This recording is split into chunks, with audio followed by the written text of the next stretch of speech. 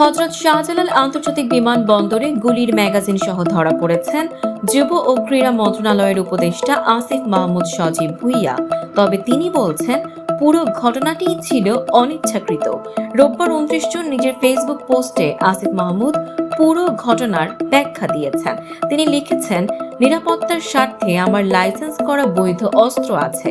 গণ অভ্যুত্থানের নেতৃত্বের ওপর একাধিকবার হত্যা চেষ্টা চালানো হয়েছে, তাই অস্ত্র রাখা স্বাভাবিক। তিনি আরো বলেন, সরকারি প্রোটোকল বা নিরাপত্তা না থাকলে নিজের ও পরিবারের সুরক্ষার জন্য লাইসেন্সড অস্ত্র রাখি। মরক্কোর মারাকেশে ওআইসি ইউথ ক্যাপিটাল ইন্টারন্যাশনাল প্রোগ্রামে যোগ দিতে তার ফ্লাইট ছিল ভোর 6টা 50 মিনিটে।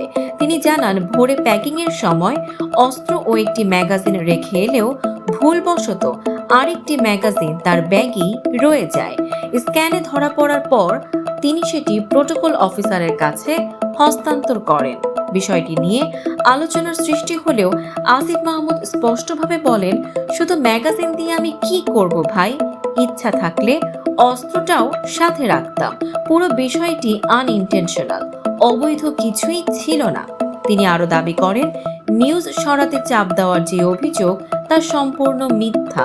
আমি টানা 10 ঘন্টা ফ্লাইটে ছিলাম, ট্রানজিটেও দীর্ঘ সময় ছিলাম। শেষে নাগরিকদের উদ্দেশ্যে বলেন, আপনার যদি নিরাপত্তা ঝুঁকি থাকে, নিয়ম মেনে আপনিও অস্ত্রের লাইসেন্স করতে পারেন। এই ঘটনা ঘিরে উঠছে নানা প্রশ্ন।